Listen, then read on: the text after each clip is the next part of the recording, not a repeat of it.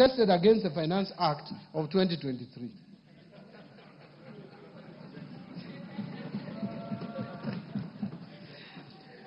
Last year, Mr. Speaker, some provisions in the Finance Bill 2024 triggered protests across the country. These actions in the 2 years regrettably resulted in the loss of lives and destruction of property and adversely impacted economic lives of many. In the remembrance of our fellow Kenyans who lost their most precious lives during these protests, allow me, Mr. Speaker, that we observe a minute of silence in their remembrance.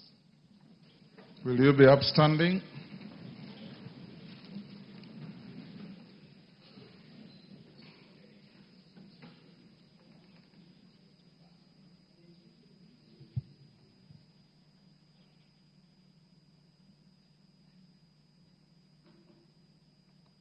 May their souls continue resting in eternal peace. Thank you, honorable members.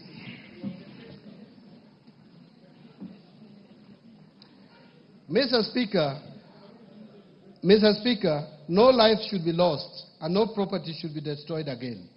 The message from Kenyans was clear.